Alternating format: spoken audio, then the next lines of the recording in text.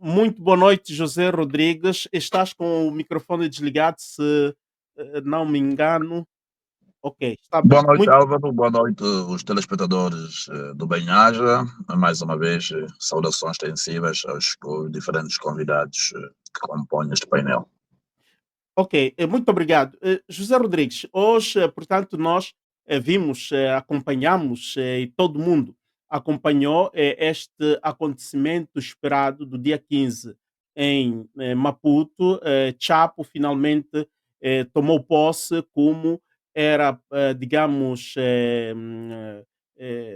previsto no calendário do Conselho Constitucional moçambicano. E do outro lado, esperava-se que o povo seguisse a voz de comando de Mondlane, que o povo manifestasse e impedisse esta tomada de posse. Não é bem que o Venâncio mandou impedir. Venâncio voltou a entregar o poder ao povo para que o povo decidisse o que iria acontecer no dia 15. José Rodrigues, o evento aconteceu. Na verdade, falamos da posse de um presidente que não foi investido com fundamento na vontade expressa pelos moçambicanos nas urnas.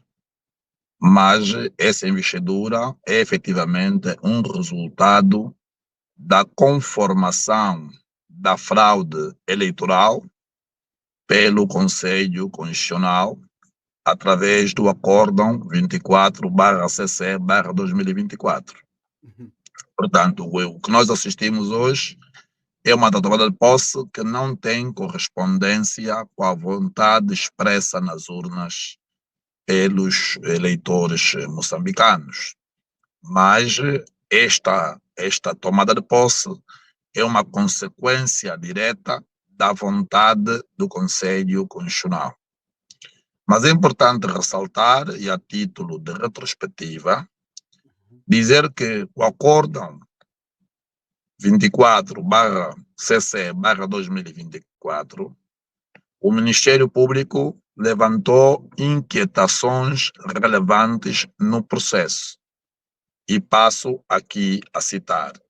Uhum. No parceiro jurídico do Ministério Público moçambicano, em sede do Conselho Constitucional, descrevia que o processo estava revestido de irregularidades eleitorais, porquanto a Comissão Nacional Eleitoral não cumpriu pontualmente com as suas obrigações, nomeadamente o dever de fiscalização, o dever de orientação e, sobretudo, não cumpriu com aquilo que são os pressupostos exigíveis nos termos da lei por parte da Comissão Nacional Eleitoral. Logo, não reuniam requisitos para a validação de todo o processo. Estamos aqui a falar da páginas 1490 a páginas 1514. Ora, sendo assim, o Ministério Público, ao não concluir, ao não dar crédito, nem tampouco ao não valorar, portanto, o ofício que foi proferido pela Comissão Nacional Eleitoral, significa que não havia condições para o Conselho Constitucional validar as eleições.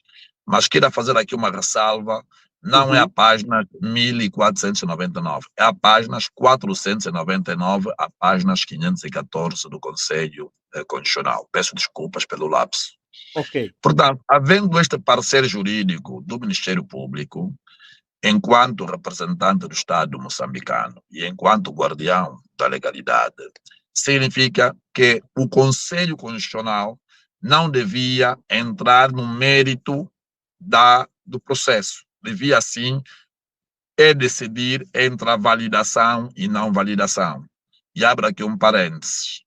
O Ministério Público verificou que houve enchimento de urnas. Pressupõe dizer que a verdade eleitoral foi comprometida mediante um comportamento que se define como sendo um ilícito eleitoral. Logo, o ato que hoje nós assistimos é uma tomada de posse de um presidente que é resultado da vontade do Conselho Constitucional. Uhum. Não é um presidente que seja uma consequência da expressão da vontade do soberano povo moçambicano, que expressou a sua vontade no dia 9 de outubro de 2024. Estamos a falar de um presidente que não é eleito pelo povo. Estamos a falar de um presidente que é resultado de uma indicação do Conselho Constitucional. Ou seja, a justiça ao serviço do poder político.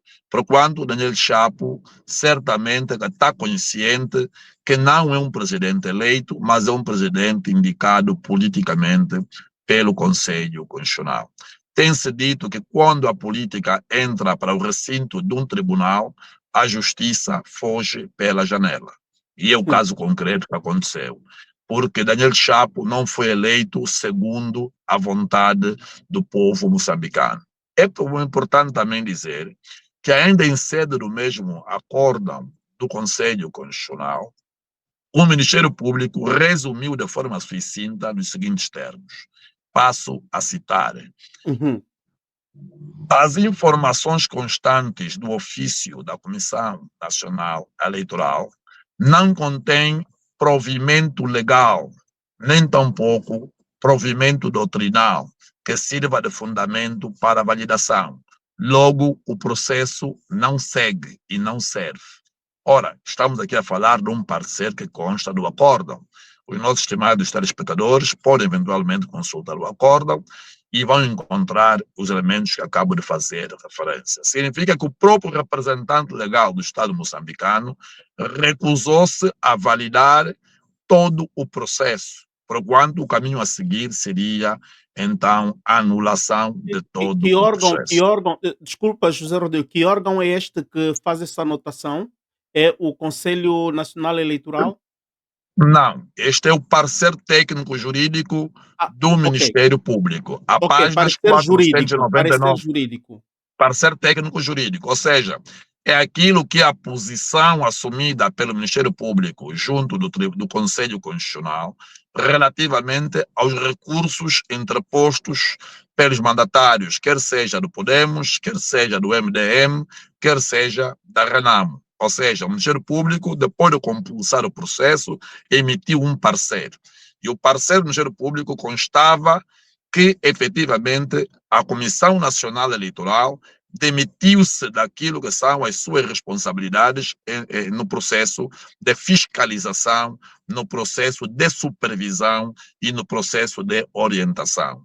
E a ausência do cumprimento do dever deu lugar, então, ao enchimento de urnas, ao desaparecimento de votos e, sobretudo, à falta de convergência nas atas entre o número de votantes e o número de votos que apareceram em determinadas assembleias, portanto, distritais. Portanto, estão reunidos todos os requisitos para podermos agora afirmar que o presidente que tomou posse é um presidente do Conselho Constitucional, não é um presidente do povo moçambicano. Uhum. Portanto, E sim, esta tomada de posse também não representa mais estabilidade, não representa mais segurança, porquanto não existem condições nem requisitos para que Daniel Chapo possa governar. Talvez o fará com recurso à força, mas há aqui um perigo da democracia não sobreviver. Então, estamos a criar todas as condições para que a própria instabilidade se construa em sede, portanto, do uso abusivo da força por parte da Polícia da República de Moçambique, que não se consegue também posicionar como sendo uma polícia republicana, porque a polícia republicana, ela não mata, ela não dispara. A polícia republicana protege os direitos, liberdades e garantias, protege o interesse público, protege a república. Esta polícia não é polícia da república, mas sim uma polícia da Frelimo e uma polícia ao serviço do Conselho Constitucional. muito obrigado. José Rodrigues, temos muitas coisas para falar, muitas há nuances aqui a verificar. Inicialmente, esta tua nota introdutória que nos trazes, não é? Esta análise muito profunda, para podermos interpretar que presidente tomou posse. É um presidente da vontade do Conselho Constitucional. E vimos, de facto, na Praça da Independência não havia público comum, não havia público espontâneo, vimos um público bem selecionado e entre os convidados de honra fizeram-se presente pura e simplesmente dois chefes de Estado, o presidente de Guiné-Bissau, Embalo Soko, e o presidente Ramaphosa. José Rodrigues, neste caso, em termos jurídicos, primeiro, vamos concluir a parte jurídica. Não existem condições ou não há condições de governabilidade em termos de tranquilidade, de aspectos democráticos. Eh, as violações que nós vimos que aconteceram, quais são as margens que restam ao Venâncio Mondlane e ao povo moçambicano, ou melhor dizer, ao povo moçambicano, para repor, não é, a verdade eleitoral? Quais são as últimas instâncias que existem? Estamos com problema de internet a partir de Angola. Já fomos informados com antecedência e estamos a tentar, em todo caso, nós não estamos a conseguir ouvir o Rodrigues porque a internet está de facto muito péssima. José Rodrigues, consegues me ouvir? Estou a ouvi-lo, estou a ouvi-lo, estou a Pois, ouvi-lo. sim, eu perguntava Eu percebi a sua questão, percebi a sua questão. ok, Dizer que o artigo 6º de janeiro, que é, portanto, a lei orgânica do Conselho Constitucional da República de Moçambique,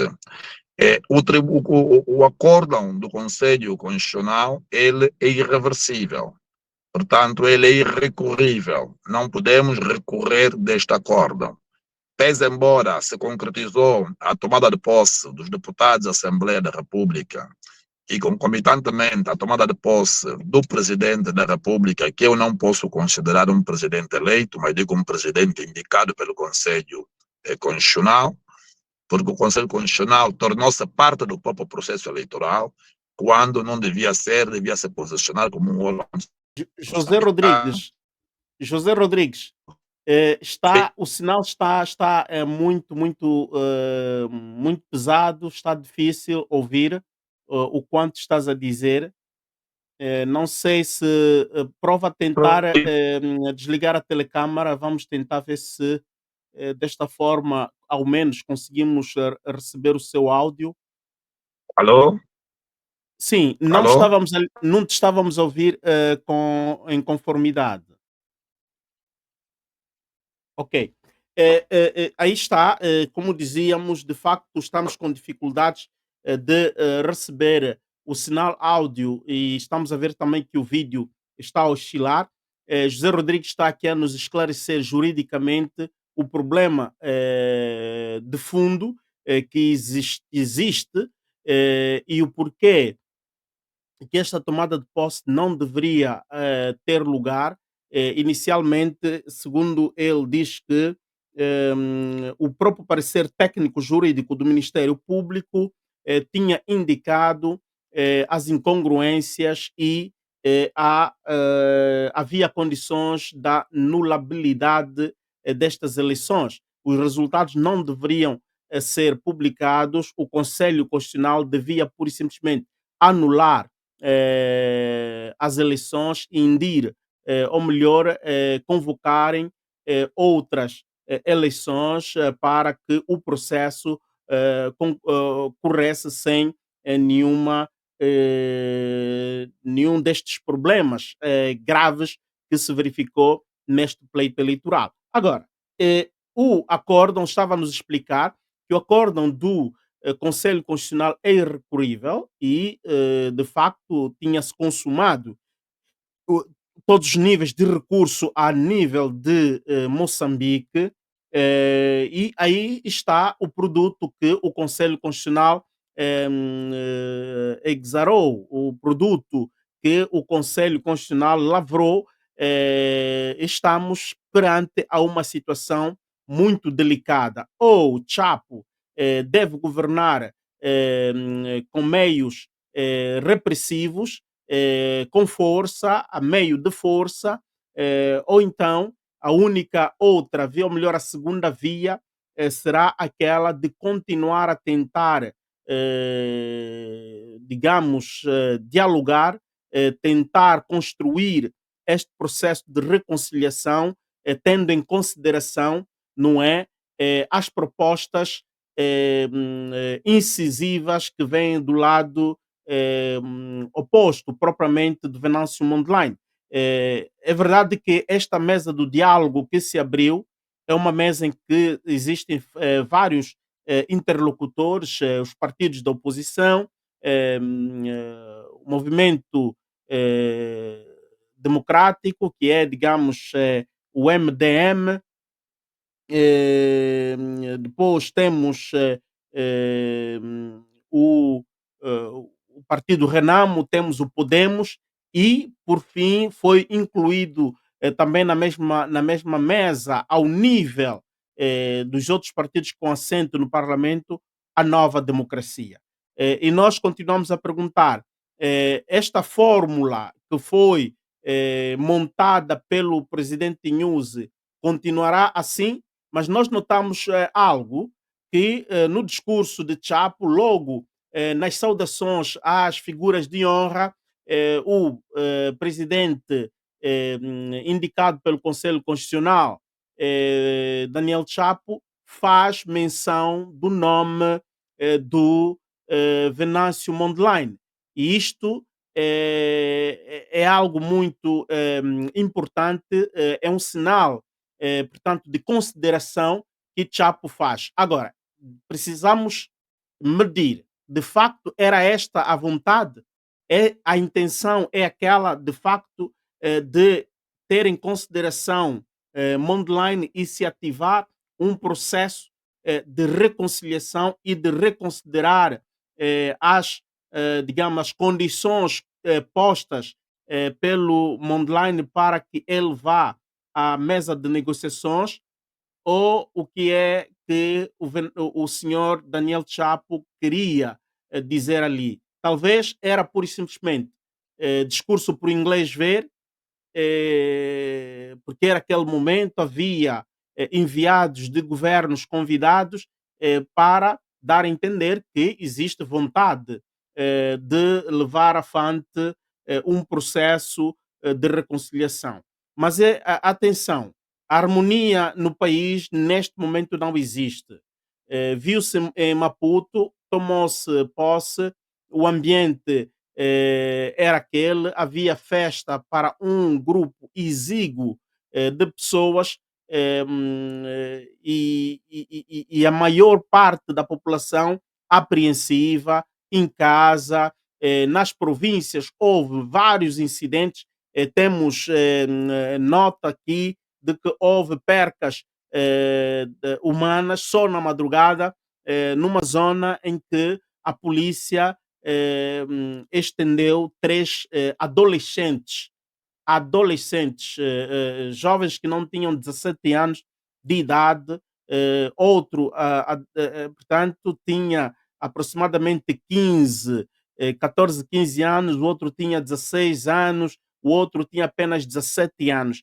E este é o ambiente que se vive. Existe outra imagem que está a circular nas redes sociais, uma jovem mulher diante de uma cavalaria imponente policial, da qual a senhora, segundo os testemunhos ali ao vivo, notaram que esta mulher jovem não tinha cometido nenhum erro flagrante, nenhum erro, ou melhor, gravoso, e vimos um polícia agredir ela, portanto, na cara, de uma forma violenta, que é desumano.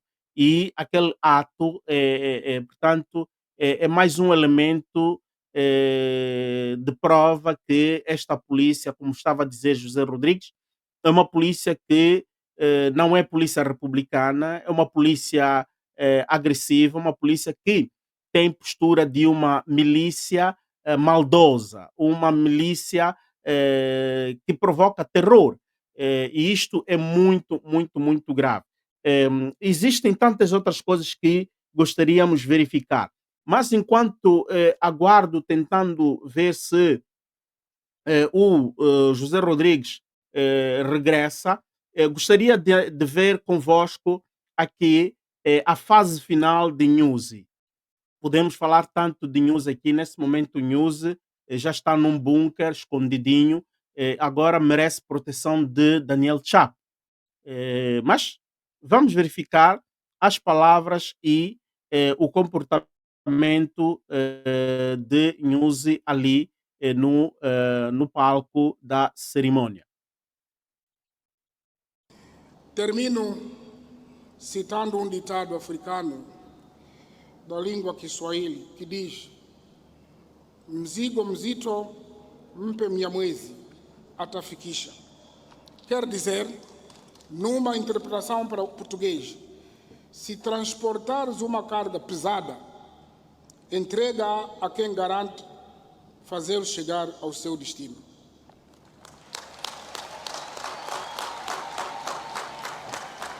O nosso companheiro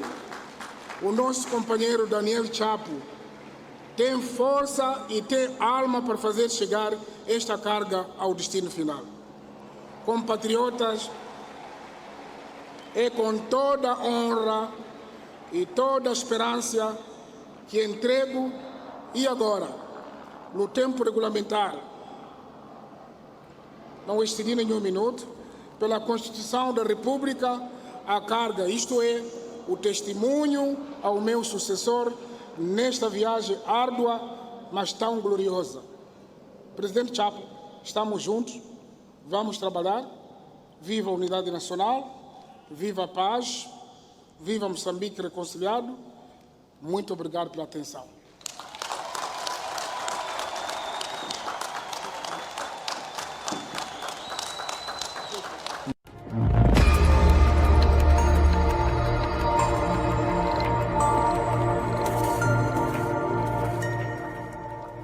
Vamos testemunhar a entrega dos símbolos do poder por Sua Excelência o Presidente da República, a Sua Excelência a Veneranda Juíza Presidente do Conselho Constitucional. Muito marcante em que o Presidente Filipe Nyusi devolve os poderes do Estado, a bandeira, a Constituição da República,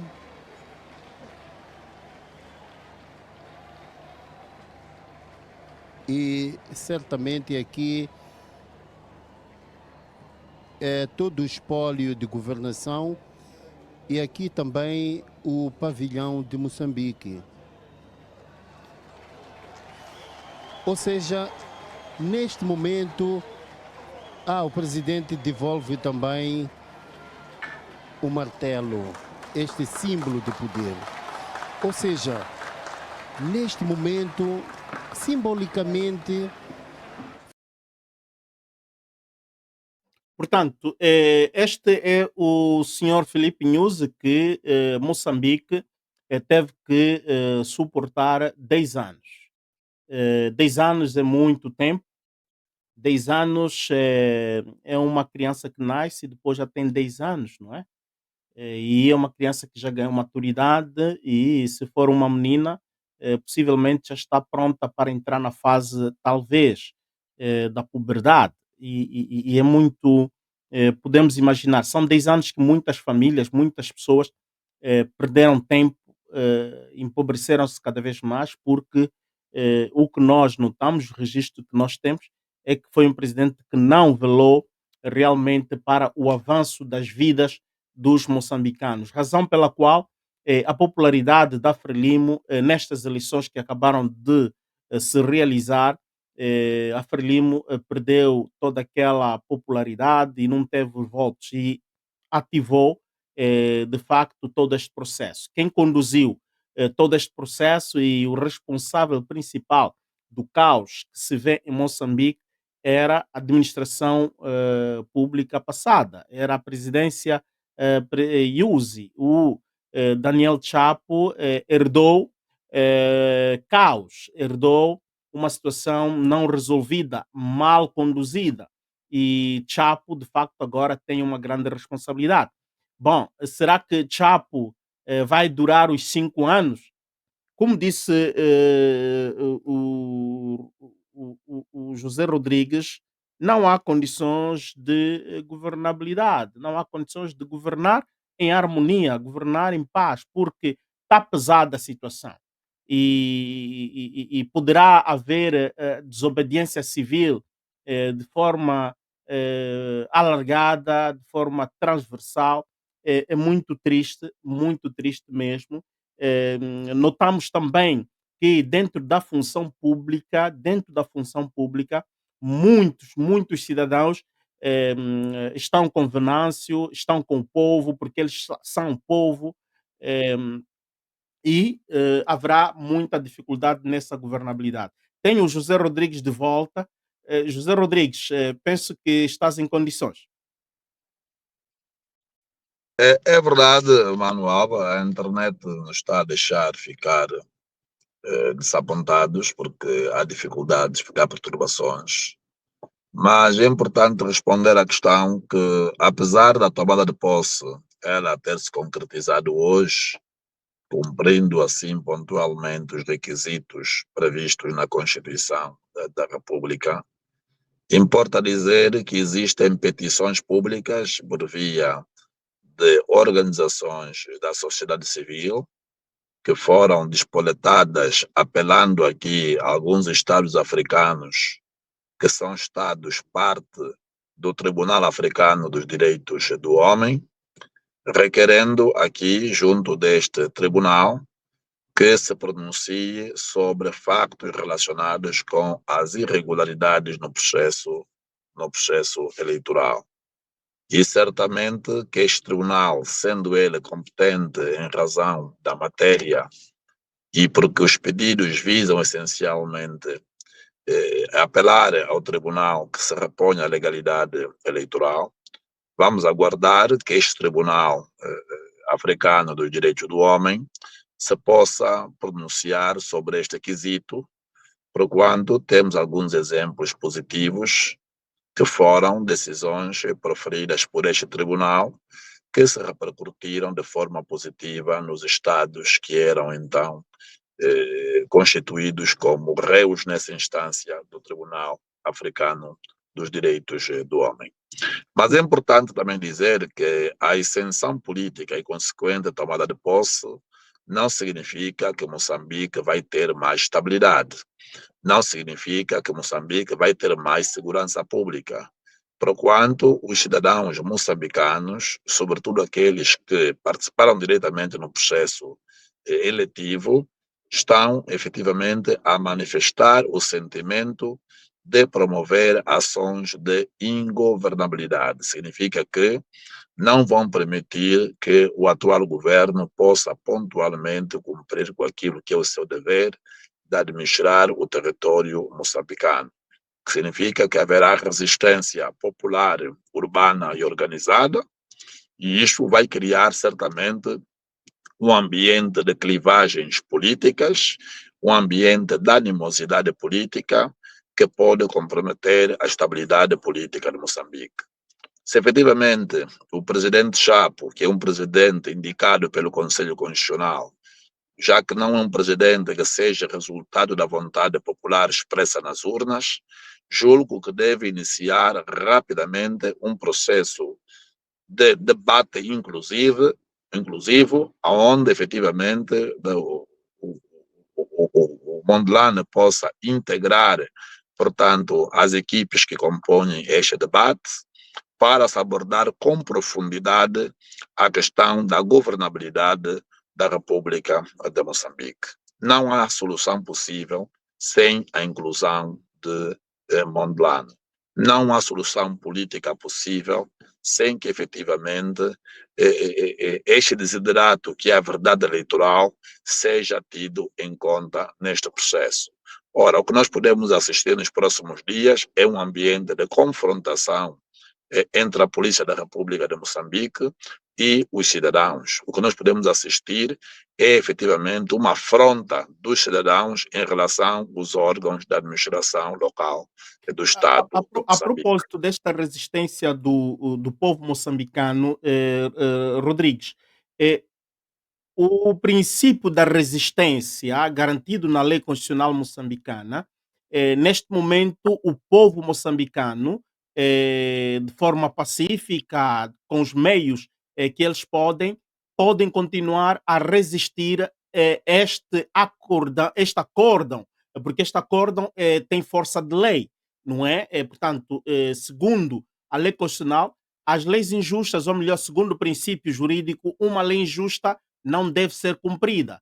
E o povo pode resistir em função a esta matéria enquanto que se aguarda um veredito possível do Tribunal Africano dos Direitos Humanos. Esta interpretação que trago é vista desta forma pela lei, pela jurisprudência, José Rodrigues.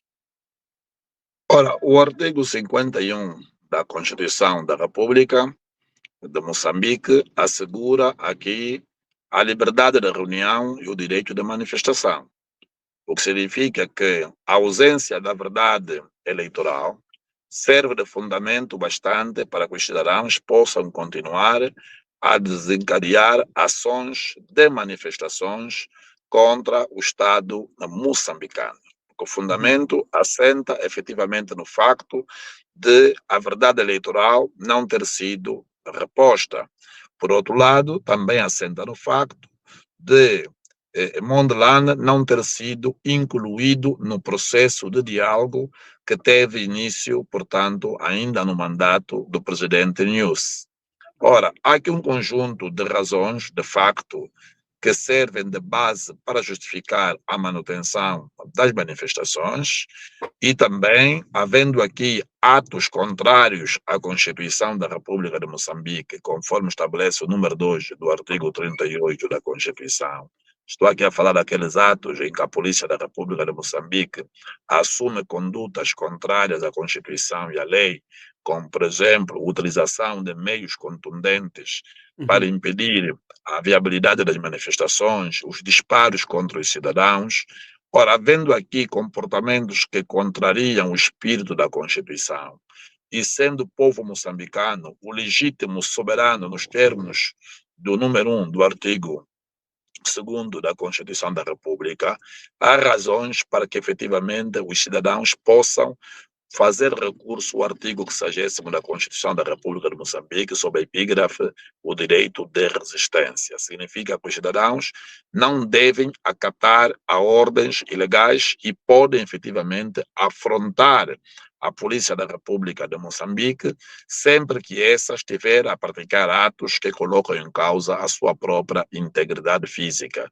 Porquanto o número 3 do artigo 7º da Lei 7/2001, de 7 de julho, que é, portanto, a lei que altera a Lei 9/91, de 18 de julho, lei que regula a liberdade de reunião e o direito de manifestação, consagra que a Polícia da República de Moçambique não pode utilizar meios contundentes que são suscetíveis de colocar em causa a integridade dos manifestantes ou a integridade dos reunidos, ou seja, aqueles que estejam, portanto, numa reunião para exercer o direito de manifestação.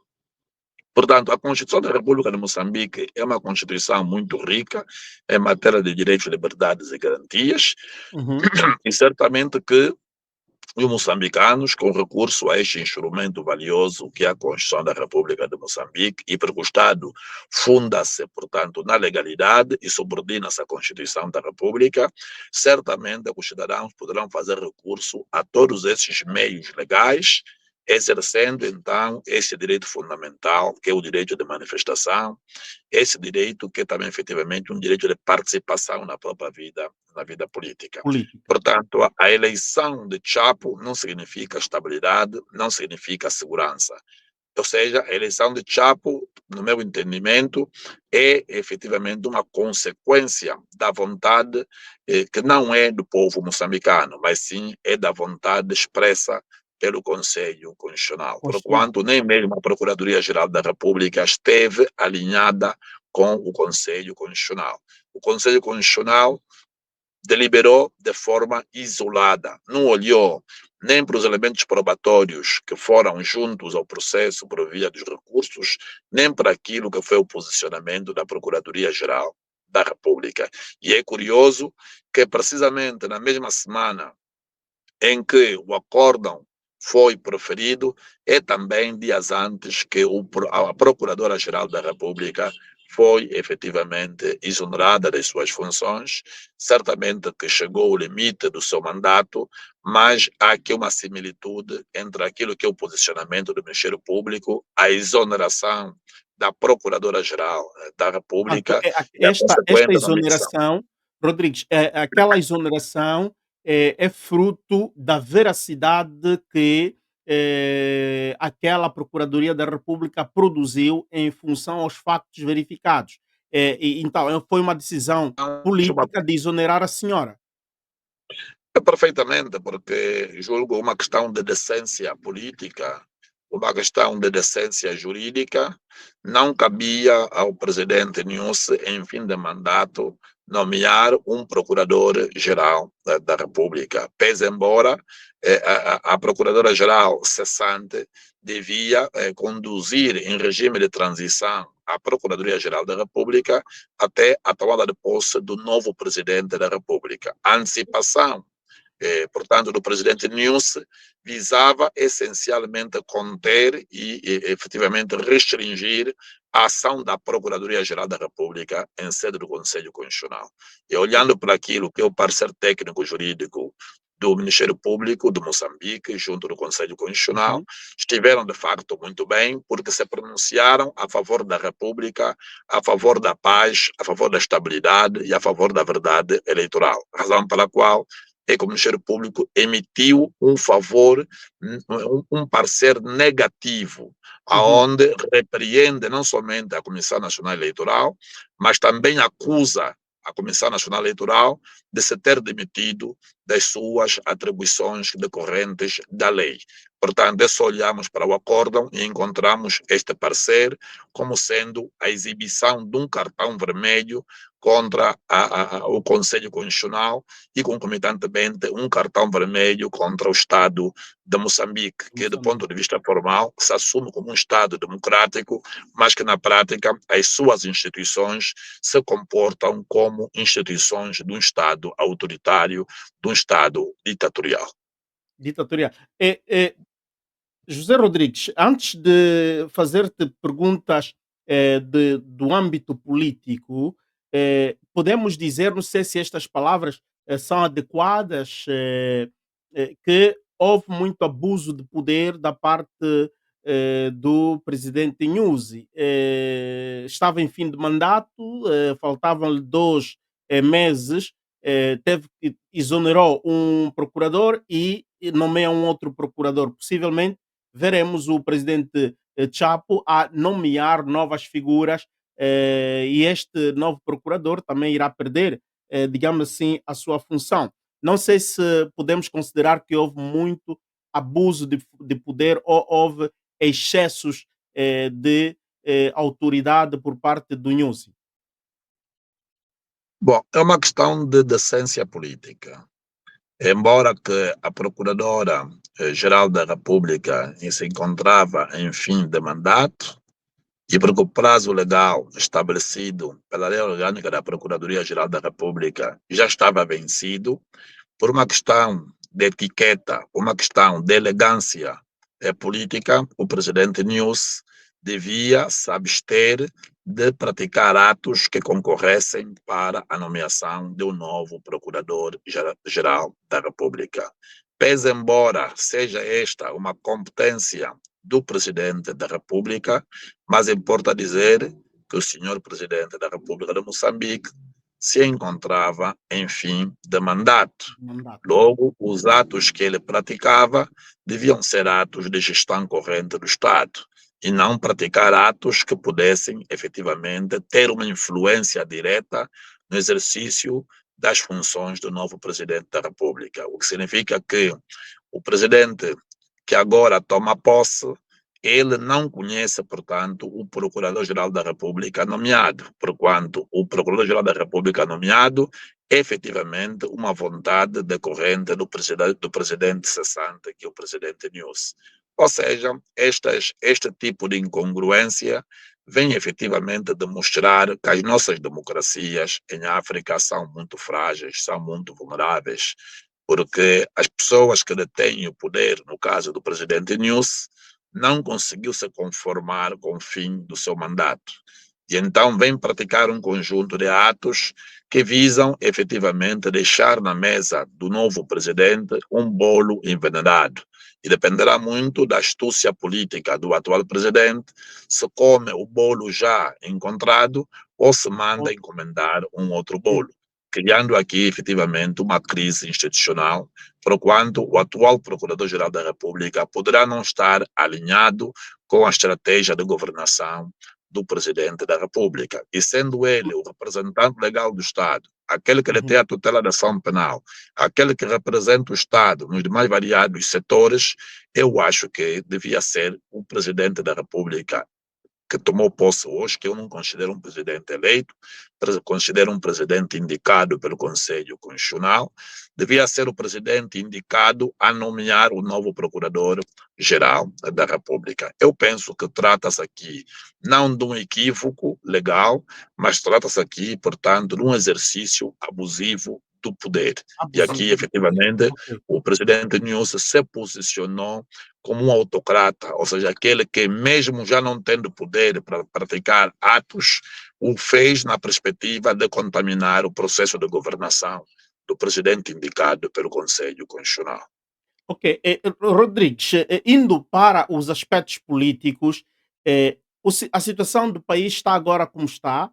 Tem um presidente imposto pelo Conselho Constitucional, é garante de poder neste momento, é o garante da Constituição e de todas as leis vigentes, porque Filipe Nyusi terminou o seu mandato, acabou e está ali. E bem disseste a metáfora de que o presidente cessante deixou um bolo envenenado. Enquanto ele estava a envenenar o bolo, quando ele convoca esta mesa de negociações, era um bolo envenenado. O Chapo chega, ele agora pode desfazer, pode destruir aquele bolo, porque ele tem os poderes, digamos, acrescidos, a lei lhe confere isto.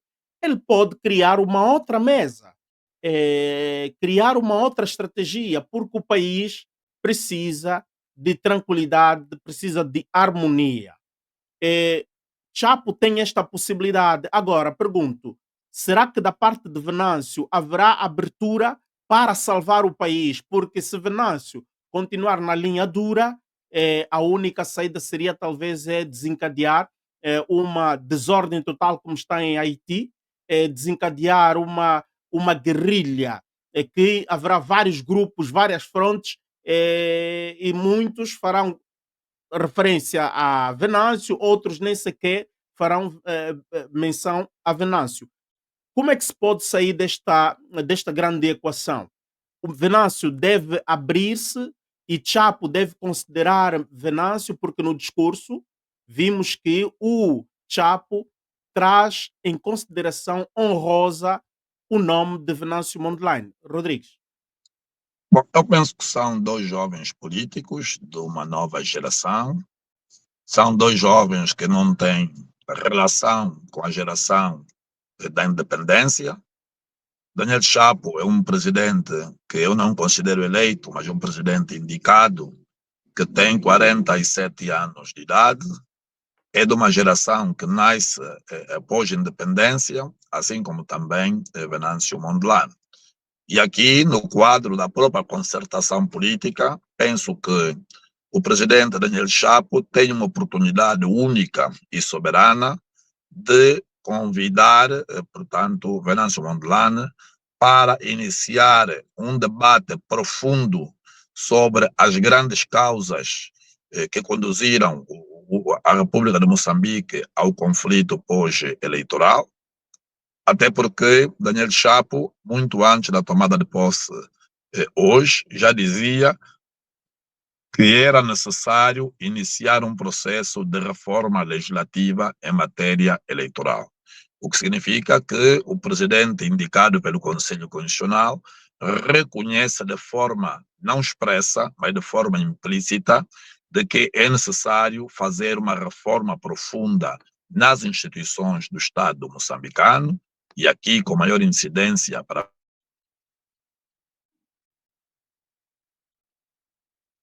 comissão que deverá a Constituição da República de Moçambique, uma reforma que deverá também ser incisiva sobre a Polícia da República de Moçambique, porquanto esta polícia atual da República de Moçambique é uma polícia que não tem a identidade do Estado, mas sim é um instrumento ou um braço armado da Frelimo.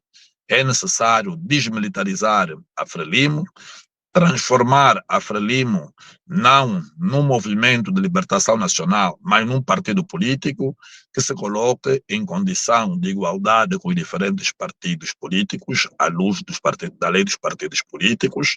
É necessário também aqui desmilitarizar a própria imprensa pública, porque é uma imprensa controlada pela Frelimo, é uma imprensa que, na sua comunicação, distancia-se daquilo que é, portanto, o interesse público, aquilo que é o interesse coletivo, porquanto é uma imprensa muito propensa a incendiar o ambiente político e o ambiente social. Eu penso que Chapo deve abrir as portas do Palácio para poder discutir pessoalmente com Mondlane qual será, então, o day after da República de Moçambique. O atual modelo de diálogo em que estão incluídos quer o presidente do MDM, quer o presidente da Renamo, quer o presidente do Podemos, é um modelo que deve ser esquecido, porquanto é produto de news. E certamente que Chapo deve definir uma agenda política de concertação que deve ser permanente, deve ser profunda e deve ter como denominador comum a República de Moçambique e não os interesses da Frelimo. Se esta for a opção de um diálogo inclusivo, de um diálogo em que efetivamente todos os elementos que compõem o processo de conflito pós-eleitoral possam ser chamados, certamente que o produto desta abordagem poderá significar a paz, a estabilidade, a concórdia e poderá servir de base para que efetivamente os moçambicanos todos juntos possam erguer um verdadeiro Estado democrático e de direito. Porquanto uma democracia sem alternância se define como sendo uma ditadura. E o que nós estamos a ver em Moçambique, enquanto nós tivermos uma Comissão Nacional Eleitoral, enquanto nós tivermos um Conselho Constitucional presidido por uma pessoa que é membro, portanto, da Frelimo, uma pessoa que tem compromissos pessoais com altos dirigentes da Frelimo, os acórdãos que este órgão profere podem ser acórdãos, mas efetivamente não estão revestidos de juridicidade, nem tampouco de constitucionalidade, mas sim estão revestidos de interesse político que acaba por sobrepor-se àquilo que são os valores e os pilares fundamentais de um Estado democrático e de direito. Chapo tem uma oportunidade soberana, a partir da manhã, de abrir o palácio e convidar Mondlane, porque Mondlane, sendo ele parte do problema, deve ser também parte da solução, porque o caminho contrário a este será o abismo político, cujas consequências serão imprevisíveis, e não é isso que se pretende com Moçambique, com este povo sofredor. Portanto, Chapo, acreditamos nós, por ter assumido a leadership do país, tem os poderes acreditamos nós que hoje já tenha feito algumas reuniões importantes com os órgãos de segurança do Estado, os ministérios chaves, que eram as equipas permanentes que estão em cada ministério, e já tem a sua lista de ministros feitos e vai anunciar imediatamente o seu governo composto. Acodando aquilo que acabas de dizer, José Rodrigues, uma das principais ou uma das primeiras coisas, um dos atos públicos depois dele talvez anunciar a um primeiro-ministro, sei lá, algo importante, ele devia convidar no Palácio Presidencial, de forma oficial, Mondlane, para os dois começarem a discutir, começarem a falar para a reconciliação nacional, porque há necessidade de paz naquele país. Esperemos que Chapo, pela vasta oportunidade que ele tem para também ele deixar um legado de inovação, de uma classe política jovem, pós-independência, Chapo não teria nada a perder se ele desse esses passos com humildade e reconhecendo a dignidade do povo moçambicano, redando a honra e a dignidade ao povo moçambicano. Talvez, fazendo estes atos, ele possa tentar reconquistar a sua simpatia por uma boa parte da população moçambicana. Rodrigues, queria verificar contigo os convidados que se fizeram presente, entre parênteses, os chefes de Estados que foram convidados, só apareceram dois: Embalo Sissoko e Cyril Ramaphosa. Rodrigues, o que é que tens a dizer sobre este deserto de convidados? Bom, Álvaro, isto é uma vergonha política jamais vista para qualquer intelectual que preserva a higiene intelectual. Sabe perfeitamente que o que aconteceu hoje é uma expressão viva de que os diferentes chefes de Estado convidados não reconhecem, portanto, a legitimidade de Daniel Chapo. Porquanto Daniel Chapo não é o presidente eleito, é o presidente selecionado e indicado pelo Conselho Constitucional. Se olharmos mesmo para outros ditadores da região austral da África, estamos aqui a falar de ditadores como o presidente da República Democrática do Congo, o presidente da República do Congo, da Brazzaville, e outras ditaduras na região, não se fizeram presentes, não se fizeram sentir no solo pátrio, portanto, de Moçambique, porquanto tão conscientes de que Chapo não foi eleito, foi indicado pelo Conselho Constitucional. Aliás, só fazemos uma retrospectiva relativamente ao Parlamento de Portugal, que recomendou o presidente de Portugal para, portanto, não representar a soberania de Portugal, não representar Portugal. Portugal foi representado pelo ministro dos Negócios Estrangeiros, e aqui, mais uma vez, o governo português ficou mal na fotografia, porquanto o ministro dos Negócios Estrangeiros assumiu aqui todo o ônus da responsabilidade relativamente a Portugal. Portugal é uma potência ex-colonizadora que, infelizmente, apoia a ditadura moçambicana nos últimos 40 anos. E, atendendo aqui o princípio da separação de poderes que prevalece em Portugal, portanto, o chefe do governo é o primeiro-ministro, e é esse que conduz a ação da governação. Em homenagem ao princípio da separação de poderes, o primeiro-ministro indicou o ministro de Negócios Estrangeiros para representar Portugal. Representou de forma muito deficiente e de forma negativa. Certamente os portugueses, em momento próprio, vão castigar, portanto, o governo português no processo eleitoral. Em África, nós vimos a ausência do presidente João Lourenço, que é efetivamente um dos presidentes que reconheceu que havia mais de 200 mortos em Moçambique. Por outro lado, vimos também que o presidente João Lourenço não saudou de forma efusiva a tomada de posse do presidente Chapo, porquanto o presidente João Lourenço tem desafios para um futuro próximo de 2027 e certamente foi prudente e cauteloso naquilo que é a sua posição política relativamente aos resultados eleitorais na República de Moçambique. Mas é importante também esclarecer aqui do ponto de vista político, do ponto de vista jurídico, que o facto de se assistir à presença do representante legal da União Europeia em Moçambique não significa reconhecimento dos resultados eleitorais. A presença do representante da União Europeia efetivamente acontece no quadro das relações bilaterais entre a União Europeia e o Estado moçambicano. O reconhecimento devia ser feito de forma expressa.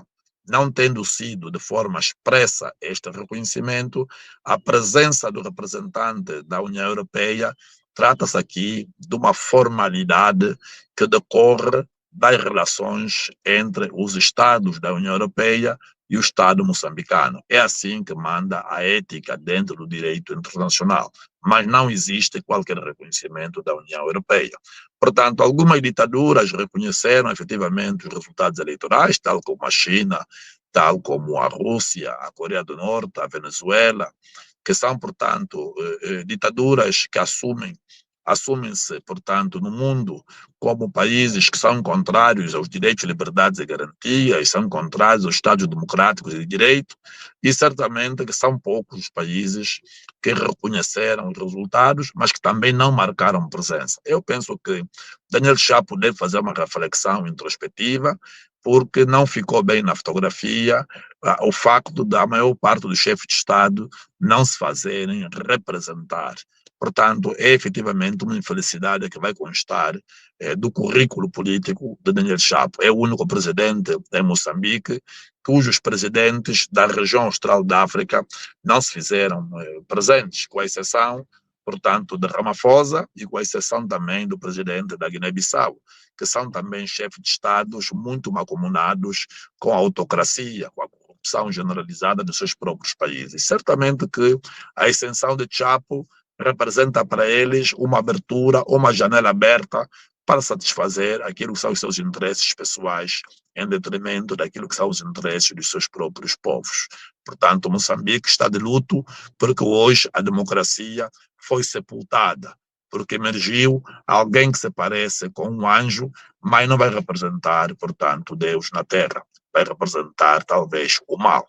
E é importante que Chapo perceba isso, que hoje a sua imagem, o seu nome está conotado com o mal. E é preciso que ele possa suprir estas insuficiências, possa suprir esta situação e abrir-se ao país, abrir-se ao diálogo, abrir-se, portanto, aos diferentes atores políticos para que se possa quebrar esta imagem de Chapo vir a representar o mal em Moçambique. Eu penso que o Daniel Chapo devia assumir o papel do Chapo na Bíblia. Portanto, uma figura fundamental da Bíblia, do Novo Testamento, e que certamente Chapo, se tomar esta posição de conciliação, de abertura, de diálogo, de entendimento e, sobretudo, ser uma figura de convalescência política, ou seja, ter o espírito de perdoar e promover, sobretudo, o diálogo, efetivamente, que poderá ser o início de uma nova era para Moçambique e também para os próprios moçambicanos. Ok. Um minuto que vamos deixar aqui um pequeno anúncio e voltamos já para questões muito ligadas sempre a Moçambique e o futuro que nos aguarda.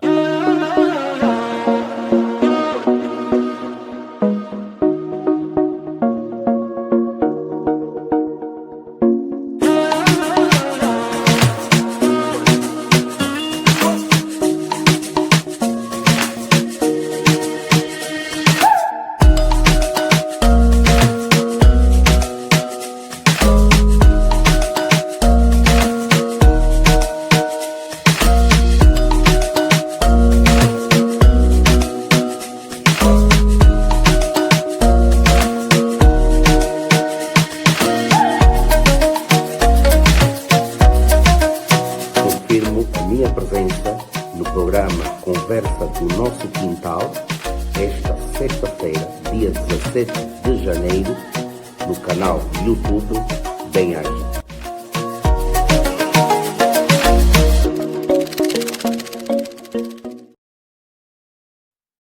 Portanto, sexta-feira estaremos aqui com o senhor, Valdir Cônego, que é um membro do Comitê Central do MPLA, o Homem de Ferro e Draft, como é apelidado entre os militantes do MPLA e também simpatizantes do MPLA. Estaremos aqui com o Cônego para falarmos da democracia dentro do MPLA, porque Valdir Cônego é candidato a presidente do MPLA e, subsequentemente, candidato a presidente da República.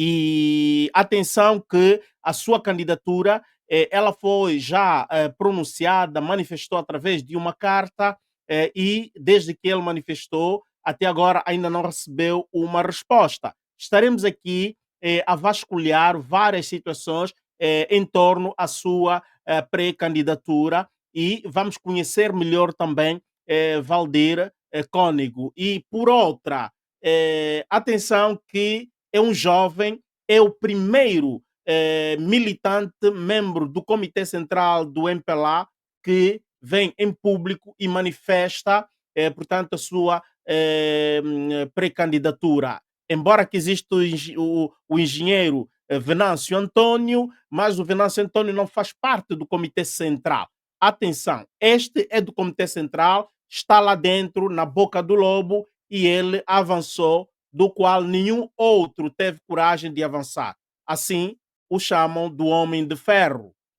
O João Lourenço conheceu também o seu João Lourenço. Se vocês se lembram, na época de José Eduardo dos Santos, houve o único que se predispôs, se atreviu em enfrentar José Eduardo dos Santos, que iria o substituir, era João Lourenço. E desta vez, o Valdir Cônego é o único que até agora dentro do Comitê Central, portanto, enfrentou João Lourenço e ele vai avançar. Então, sexta-feira, não perca, aqui será uma conversa rija. Aguardo por si. Eu volto para José Rodrigues e Moçambique. José Rodrigues, que lições, neste caso, podemos tirar de todo este processo que acabamos de ver de Moçambique para nós, os angolanos, e para o resto de África? Bom, são várias lições. E a primeira lição que deve ser extraída é a necessidade dos partidos políticos em Angola assumirem a sua responsabilidade de partidos políticos na oposição. E não podem aqui assumir aquele papel que os partidos políticos de Moçambique assumiram, que se confunde como sendo meros instrumentos ao serviço do regime instalado. É necessário que os partidos políticos da oposição angolana possam fazer uma verdadeira oposição política, ou seja, uma oposição permanente, contundente, oportuna, uma oposição que possa asfixiar o próprio regime. Porque os modelos de oposição feitos em Angola, que têm se traduzido em meras manifestações de 1 ou 2 horas, está provado que estas manifestações pacíficas, elas não vão produzir qualquer alteração, portanto, no regime. É preciso desencadear outras ações que possam colocar em causa a espinha dorsal do regime. Portanto, não estou a fazer referência a qualquer ação de violência, mas estou a fazer referência sobre a necessidade dos partidos políticos, de forma conjunta, organizada, estruturada e sempre assente num denominador comum, que é o compromisso com Angola, possam efetivamente assumir uma responsabilidade maior, uma responsabilidade aliada à nossa própria história, para podermos fazer uma oposição, não uma oposição de faz de conta, mas uma oposição real, que possa comprometer o funcionamento do próprio regime. Portanto, o regime, enquanto não sentir os efeitos da oposição política permanente, uma oposição consentânea, assente nos valores da mudança e da alternância, certamente que não poderemos extrair aqui qualquer tipo de lições. É necessário que a oposição angolana inicie agora um processo de pressão política ao regime, no sentido de podermos despartidarizar a Comissão Nacional Eleitoral, no sentido de podermos despartidarizar o Tribunal Constitucional e no sentido de pressionarmos a própria Assembleia Nacional e outros órgãos afins, no sentido de discutirmos com profundidade a necessidade de introduzirmos no nosso sistema eleitoral o voto eletrônico, como sendo aqui também uma garantia que possa permitir que a fraude eleitoral possa ser concretizada. Mas também aqui a necessidade de pensarmos na revisão da Constituição da República, para podermos pressionar o regime para que se crie aqui o Tribunal Superior Eleitoral, que será aqui um órgão de soberania vocacionado para conduzir todo o processo eleitoral e também, nessas vestes, poder ser o órgão vocacionado para dirimir os conflitos jurídico-eleitorais. Ora, se nós não tivermos um órgão independente que possa conduzir o processo eleitoral, nós vamos ter o mesmo desfecho do que aconteceu em Moçambique. Portanto, a Comissão Nacional Eleitoral é um departamento político do regime, ou seja, abro aqui um parênteses, a Comissão Nacional Eleitoral é um departamento do MPLA. Logo, esta Comissão Nacional Eleitoral nunca vai se pronunciar contra este regime. Daí a necessidade urgente dos partidos políticos separarem-se ou absterem-se de preocuparem-se com as benesses que obtêm do exercício da sua atividade na Assembleia Nacional e concentrarem as suas ações na luta contra estas instituições que nos últimos 40 anos têm comprometido a verdade eleitoral. Se quisermos evitar um desfecho igual à de Moçambique, é preciso acordar os partidos políticos da oposição. E se efetivamente estes partidos políticos não se comprometerem com o país, não se comprometerem com Angola, há necessidade do surgimento de caminhos alternativos. Eu repito, caminhos alternativos aos partidos políticos. Há necessidade de emergir pessoas com capacidade de efetivamente conduzir multidões em direção ao Palácio Presidencial. Mas não quando para dizes estes meios provocar alternativos, alternância. Sim. Os caminhos alternativos quais seriam? A necessidade de emergir cidadãos com capacidade de movimentar ou de, portanto, construir um movimento amplo de cidadãos que possam efetivamente pressionar o próprio regime. Portanto, pressionar o regime na perspectiva da necessidade da revisão da Constituição da República, a necessidade da revisão de todo o pacote legislativo eleitoral, a necessidade de se introduzir o voto eletrônico no nosso sistema eleitoral, a necessidade de se criar um Tribunal Superior Eleitoral que possa tratar de matérias relacionadas com conflitos eleitorais. Porque o atual Tribunal Constitucional efetivamente é um apêndice do próprio regime. E certamente que, havendo um conflito pós-eleitoral, será o acórdão do Tribunal Constitucional que vai, então, definir o rumo do país. E o que aconteceu em Moçambique é que o Conselho Constitucional, com o seu acórdão eivado de vícios e inquinado, prevaleceu sobre a vontade de cidadãos, possam organizar-se, tomar consciência de participar ativamente no exercício dos poderes públicos. Mas isto é possível mediante a caminhos alternativos aos partidos políticos. Porque os partidos políticos, nas nossas democracias africanas, se converteram em meros instrumentos ao serviço dos próprios regimes. Uns fingem de fazer oposição e outros fingem de governar. E os angolanos devem começar já a definir uma agenda alternativa aos partidos. Se os partidos não querem depor o regime, que sejam os cidadãos a organizarem-se para poder depor, então, o próprio regime, mas uma deposição do regime de forma democrática, de forma articulada, com o exercício do direito de voto e não com recurso à violência. A violência não deve fazer parte do processo da alternância política. O voto deve sim ser um instrumento fundamental que deverá ser utilizado para poder, então, provocarmos a alternância política em Angola.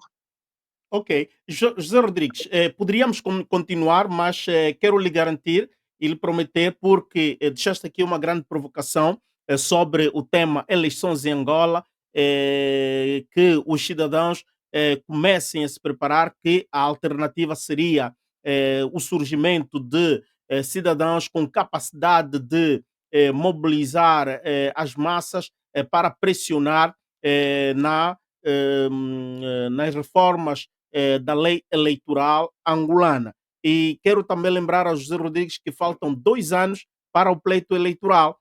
Portanto, é necessário que os angolanos comecem já, não em fevereiro, mas comecem já agora, em janeiro, a se mobilizarem, a debaterem, a trazerem propostas destas várias alterações, reformas que se precisa em Angola, e os partidos políticos iniciarem também a dialogar com a cidadania para criar aquela sintonia que se precisa, porque Angola está velha, Angola precisa inovar. Estes temas iremos debater num outro dia, mas em gesto de conclusão, eu queria lhe dar a palavra para, portanto, resumir ou concluir aquilo que acabamos de conversar, e se queres deixar uma mensagem, mas não temos mesmo muito mais tempo, dou-te 3, 4 minutos. José Rodrigues. Bom, a minha mensagem que eu deixo, dirijo uma mensagem especial ao presidente indicado de Moçambique, está a fazer referência ao presidente Daniel Chapo, que embora ele não seja um resultado da vontade expressa nas urnas pelos moçambicanos, mas sendo ele indicado e hoje tendo tomado posse, eu penso que a partir do dia seguinte à posse, o presidente Chapo possa instar a Procuradoria-Geral da República para que, nos termos daquilo que estabelece a lei orgânica da Procuradoria-Geral da República de Moçambique, pudesse abrir uma sindicância sobre a Polícia da República de Moçambique para se esclarecer as causas que estiveram na morte de mais de 300 cidadãos moçambicanos. Os diferentes vídeos que circularam nas redes sociais, as declarações do comandante-geral da Polícia da República de Moçambique, as declarações do ministro do Interior de Moçambique, as declarações do ministro da Defesa de Moçambique e outras declarações de figuras-chave do regime moçambicano devem efetivamente ser aferidas e se verificar se foram estas declarações que impulsionaram ou não o comportamento da polícia. É preciso responsabilizar criminalmente estas pessoas. E porque o número 2 do artigo 38 da Constituição da República de Moçambique estabelece que os atos contrários à Constituição da República são passíveis de responsabilidade nos termos da lei. Remetemos, assim, esta disposição constitucional ao Código Penal moçambicano, porquanto tratou-se de homicídios em larga escala, tratou-se de atos de violência em grande escala e foram todos atos contrários à própria lei, porquanto a Lei 7/2001, de 7 de julho, que é a lei que altera a Lei 9/91, que é, portanto, de 18 de julho, que é a lei que regula o direito de reunião e de manifestação, proíbe, nos termos do número 3 do artigo 100, que possam comprometer os direitos, as liberdades e as garantias.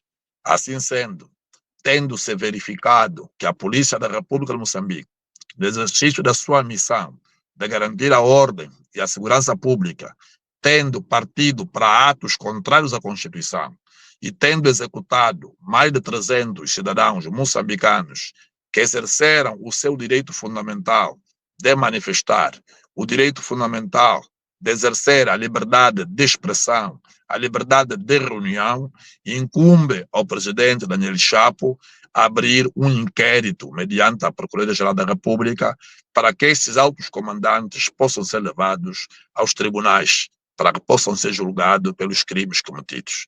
Eu penso que se Daniel Chapo não passar uma lufada de ar fresco sobre as páginas da história de Moçambique, certamente que a responsabilidade vai recair para Daniel Chapo pelo crime de omissão.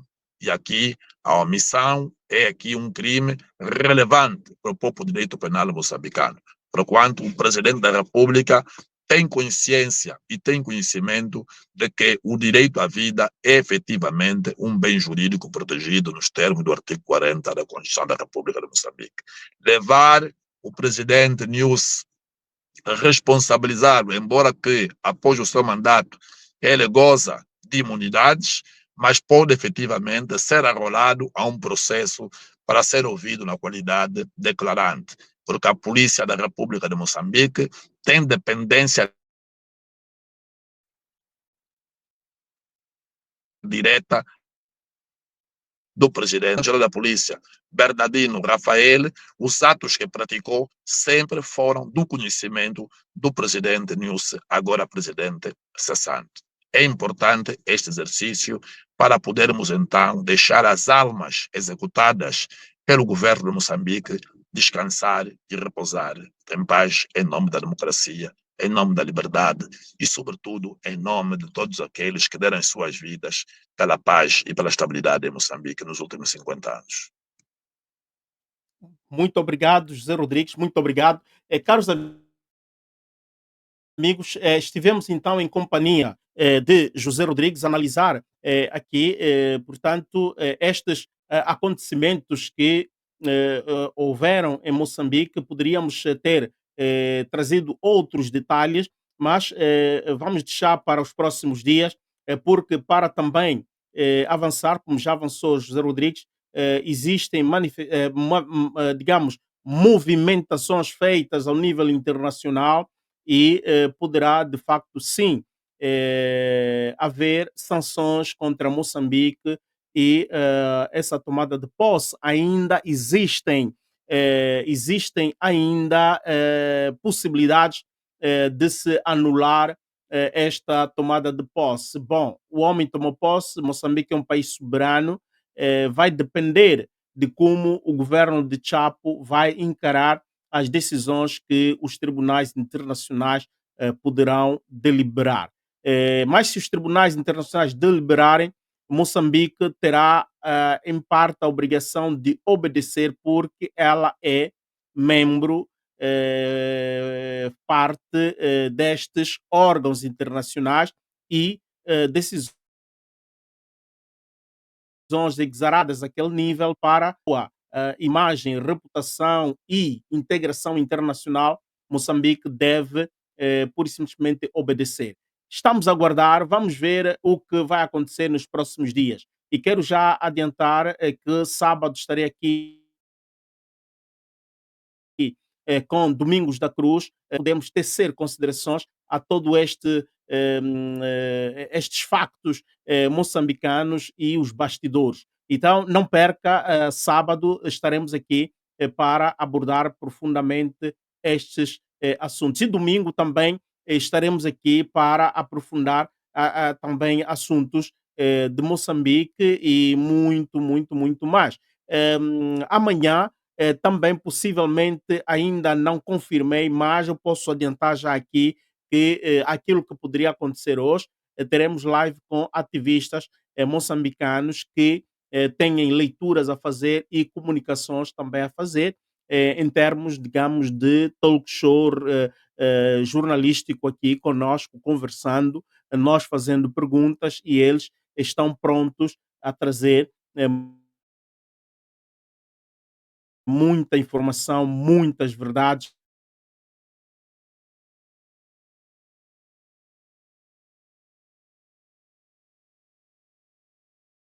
a morrer. A esperança é a última coisa a morrer. Então, mantenham o vosso ânimo em pé, nada está perdido. É sempre assim, numa batalha, num jogo, num campeonato, num torneio de ida e volta. Se no primeiro jogo, talvez, vocês têm que se preparar para o segundo jogo. E é isto que aconteceu. Hoje pareceu ser vitória daqueles que acapararam-se do voto do cidadão, mas nada terminou, nada está acabado, porque está a vir a segunda volta. E na segunda volta é bom que se preparem de facto. E o povo moçambicano tem que se preparar para não fazer 2-0, mas sim, talvez, desta vez, fazer uma goleada e ficar com uma vitória histórica para sempre. Muito obrigado a todos vocês que acompanharam e mais uma vez quero lembrar que sexta-feira estaremos aqui com Valdir Cônego e amanhã terei aqui, para além dos ativistas moçambicanos, terei aqui também o Wilker Cláudio, o Plano B, e vamos falar sobre as mudanças políticas da nossa época. Estamos juntos e fiquem com este clipe de Cônego e nos vemos amanhã.